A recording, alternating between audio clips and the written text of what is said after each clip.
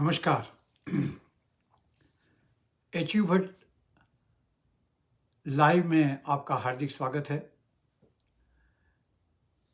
मैं सबसे पहले आपको एक बार और शुक्रिया अदा कर दूं कि आपने मेरी पिछली बातचीत को, पिछली टॉक को लाइक किया और मेरी वेबसाइट या मेरा Facebook account HU Bhatt author को सब्सक्राइब किया।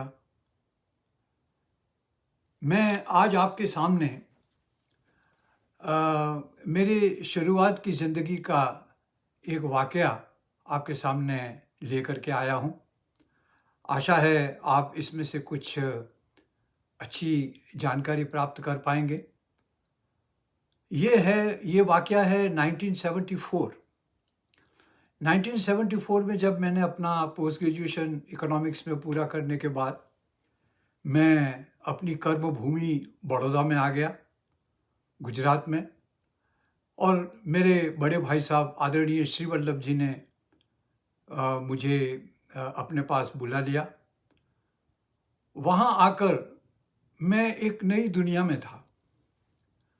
मैं अभी तक अपने जीवन में सिर्फ एकेडमिक कैरियर को मानता था और हमारे समाज के 72 लोग जो थे वो टीचिंग जॉब में जाते थे। लेकिन मेरे बड़े भाई साहब ही उन चुनी पर्सनालिटीज़ में से हैं जिन्होंने अपने शहर से बाहर निकलकर एक नई तरीके के जॉब को अख्तियार किया। और मैं जब उनके साथ जुड़ा तो उन्होंने मुझे सलाह दी कि सिर्फ पोस्ट ग्रेजुएशन इकोनॉमिक्स में करने से तुम्हारा करियर आगे नहीं बढ़ेगा, तुमको कुछ मैनेजमेंट का कोर्स करना चाहिए। और फिर मैंने, जैसे आपको पहले भी बताया है, मैंने management course on materials management MS university में ज्वाइन किया। लेकिन जब मैं ज्वाइन करने जा रहा था उस समय मेरे भाई साहब ने मेरे से 2-3 सवाल किए, क्योंकि he wanted to transform me into the new world. उन्होंने मेरे से एक सवाल पूछा जो आज भी मेरे जहन में बिल्कुल लाइव है, और उनके इस सवाल ने मेरे को जीवन में बहुत अच्छी गाइडेंस दी। वो सवाल था कि लुक, अगर मैं तुमको 2000 रुपये दूं तो तुम अपने जीवन में कितने दिन तक उससे गुजारा कर सकते हो? तो मैंने कहा 2000 रुपये मैं रोज़ के 50-50 रुपये खर्चा करूं तो उस हिसाब से मैं करीब 40 दिन तक रह पाऊंगा। उन्होंने कहा कि अगर मैं ये कहूं कि तुम उन 2000 रुपये से पूरी ज़िंदगी निकाल सकते हो तो क्या तुम इस बात से एग्री होगे? मैंने कहा भाई साहब, ये तो पॉसिबल नहीं है कि 2000 रुपये में सारी ज़िंदगी कैसे निकाल सकते हैं। तो उन्होंने अगला एक्सप्लेनेशन जो मुझे दिया वो मेरे जीवन में एक बहुत बड़ी पंच थी, मेरे नॉलेज और मेरी पर्सनालिटी डेवलपमेंट में एक बहुत बड़ी कील थी। उन्होंने कहा कि तुमने कभी सब्जी मार्केट या सब्जी वाले को देखा है? मैंने कहा हाँ, देखा है। चलो एक बात करते हैं कि एक आदमी के पास सिर्फ 2000 रुपये हैं, वो 2000 रुपये ले करके और सब्जी मंडी में जाता है।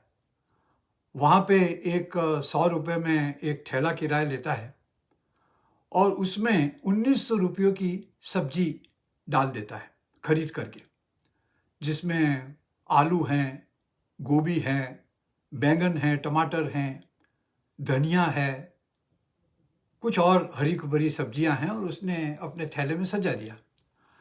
अब वो थैला ले करके सिटी में निकला, सोसाइटी टू सोसाइटी घूमा और शाम तक उसने वो सारी सब्जियां बेच दी। बेचने के बाद उसने देखा कि उसने जो 2000 रुपया लगाया था उसके ऊपर उससे 200 रुपये का मुनाफा मिला। दूसरे दिन फिर गया, फिर उसने वही 2000 रुपये की सब्जी खरीदी और सब्जी खरीदने के बाद फिर थैले में डाली, फिर वो गली कूचे में बेचने निकला। शाम तक उसने वापस देखा कि उसने 200 रुपया कमा लिया है।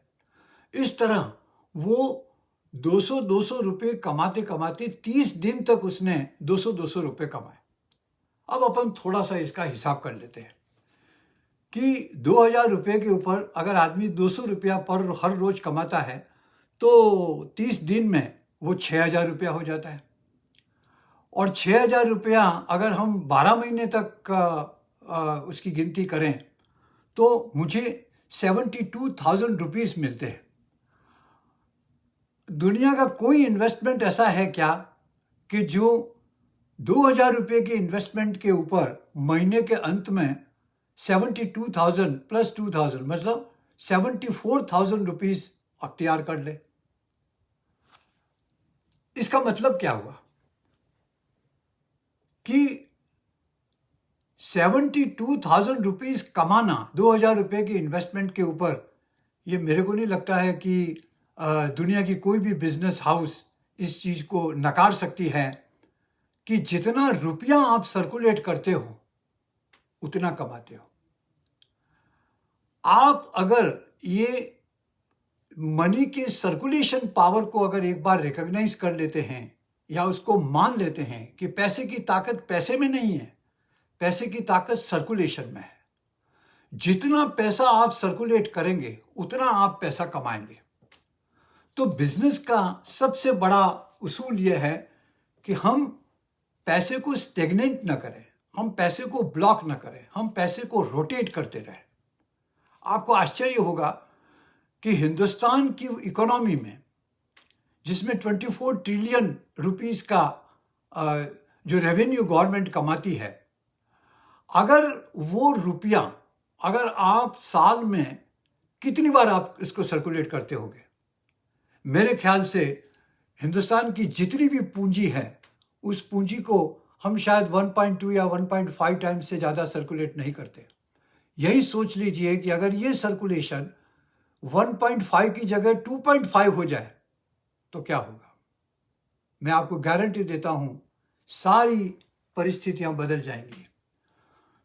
हम एज एन इंडिविजुअल हम इस चीज़ को सोचें कि हमारे पास जो पूंजी है उस पूंजी को हम इस हिसाब से इन्वेस्ट करें कि उसका सर्कुलेशन बढ़े, और सर्कुलेशन बढ़ेगा तो अपने आप उस अपना बिजनेस एक्सपांड होगा। मैं माफ़ करना, आप ये मत समझना कि मैं आपको सब्जी बेचने के लिए उत्साहित कर रहा हूँ, ये मेरा मकसद नहीं है। मेरा मकसद है आपको ये समझाने का कि ताकत पैसे की सर्कुलेशन में है। हमें हमेशा ये देखना होगा एज ए बिजनेसमैन कि हम पैसे का सर्कुलेशन कितना बढ़ा सकते हैं।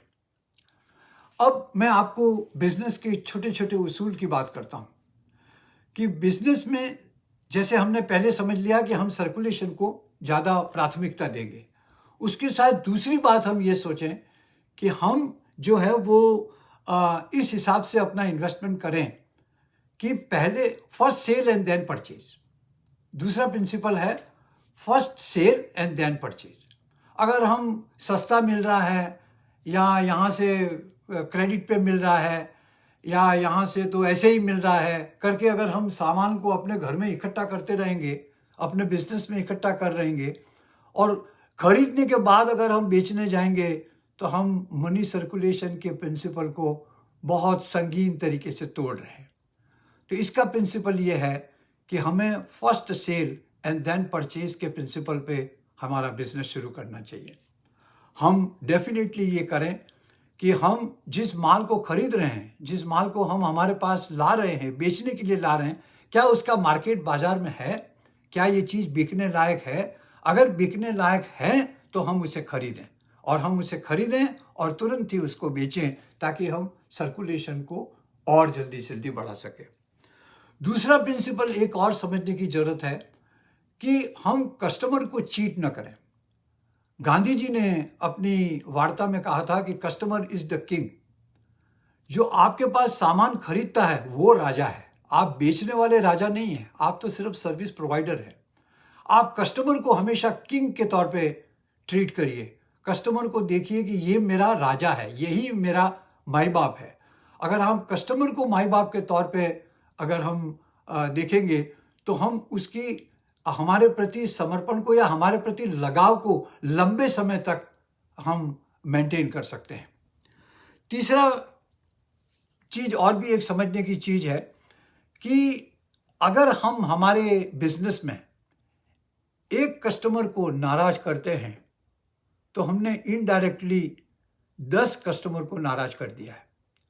क्योंकि जितने भी नाराज कस्टमर होते हैं वो आपके पास आकर के ये हर आदमी नहीं बोलता है कि आपका ये सामान खराब है, आपके माल में मुझे नुकसान हुआ, आपने जो मेरे को ये इस तरीके से जो सामान बेचा वो मेरे को मूर्ख बना करके बेचा।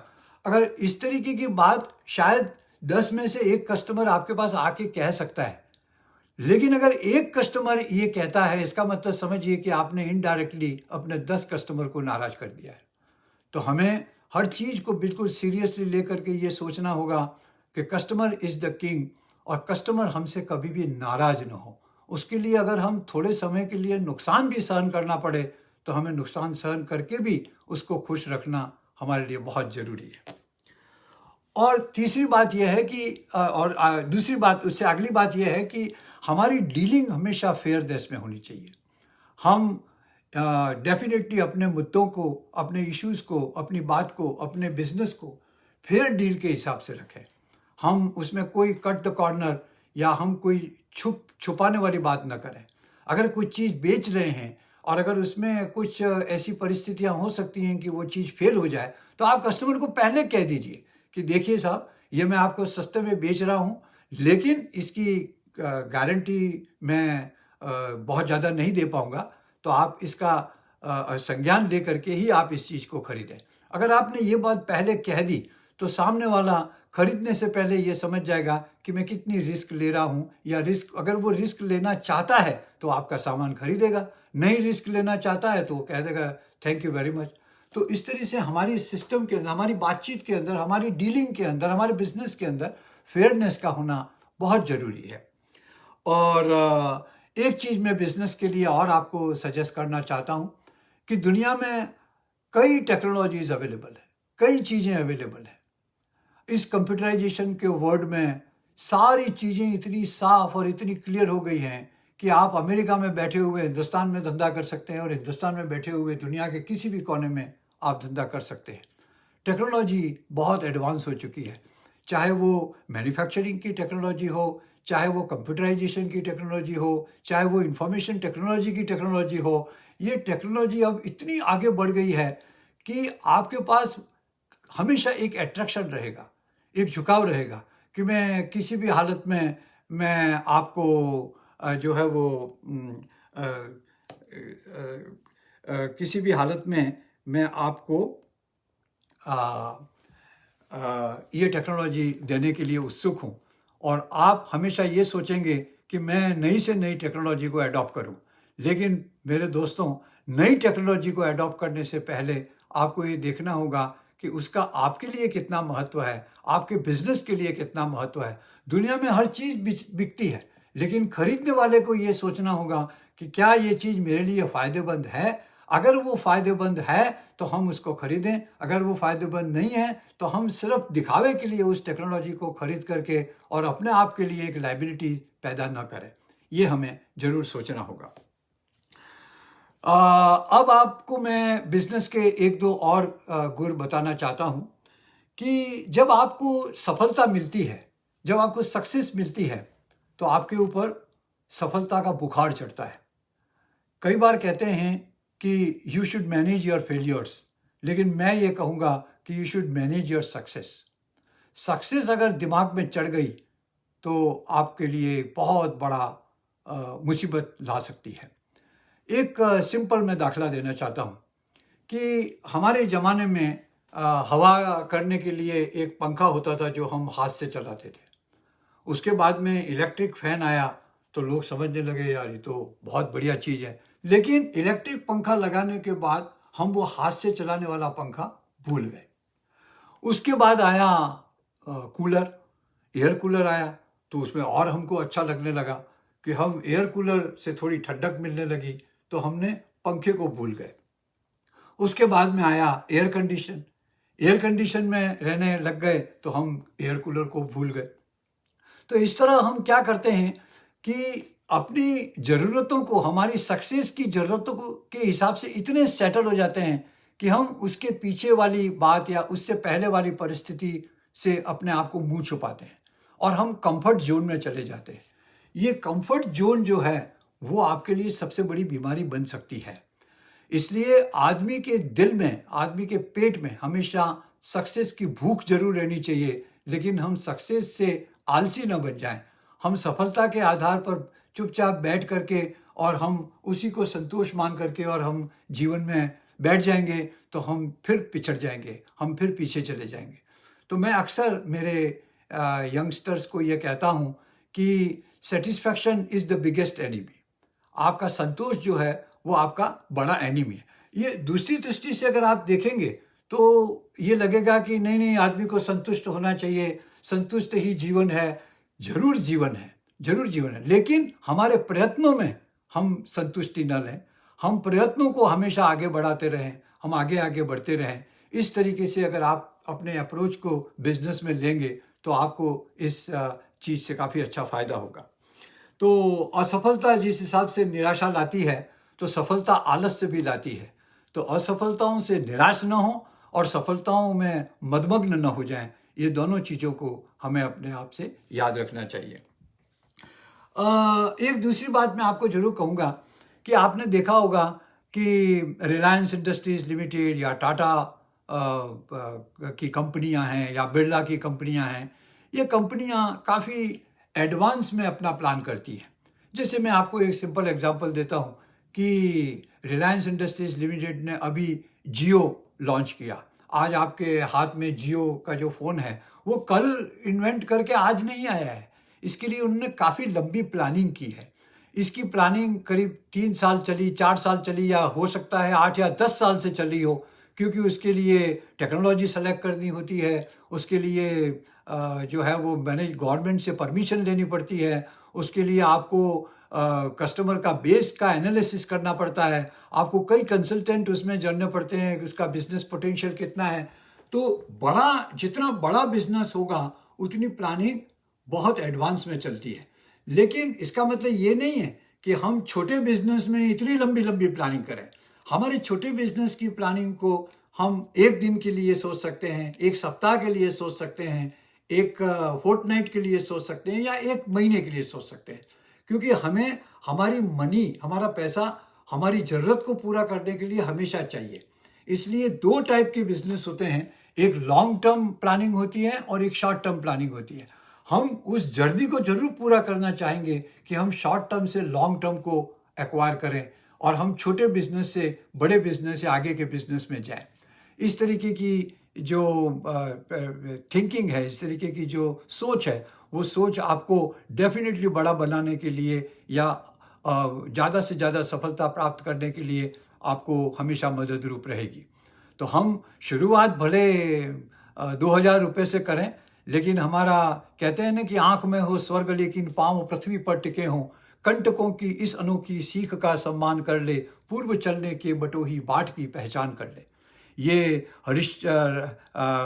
कवि हरिवंश राय बच्चन की कहानी है कि भाई आंख में भले स्वर्ग हो, हम स्वर्ग की सपने जरूर देखते हों, लेकिन आपके पांव पृथ्वी पर हमें हमेशा होने चाहिए।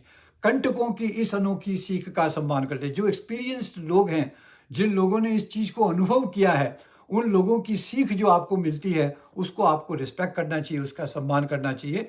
पूर्व चलने के बटोही बाट की पहचान कर ले।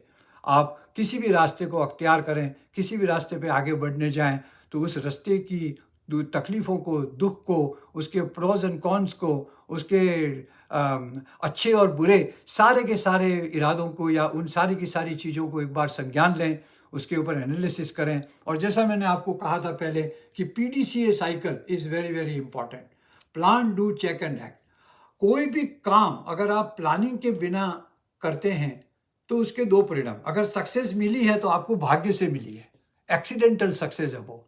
लेकिन अगर आप प्लानिंग से सक्सेस को एक्वायर करते हैं तो आपका हक वाली सक्सेस है। आप उसको क्लेम कर सकते हैं क्योंकि आपने उसको प्लानिंग के हिसाब से किया है। उस प्लानिंग, हर काम को करने से पहले प्लानिंग बहुत जरूरी है। प्लानिंग करेंगे तो आप अपनी सफलताओं को ज़्यादा से ज़्यादा गारंटेड मोड में ला सकेंगे। इसलिए मैं हमेशा ये इंसिस्ट करता हूँ कि चाहे छोटे तौर पर हमें PDCA साइकिल हमारे जीवन के हर क्षेत्र में, चाहे वो बिजनेस हो, चाहे वो हमारी पर्सनालिटी डेवलपमेंट हो, चाहे वो हमारा आर्थिक विकास हो, हमें PDCA साइकिल के बेसिस के ऊपर अपना काम करते रहना चाहिए।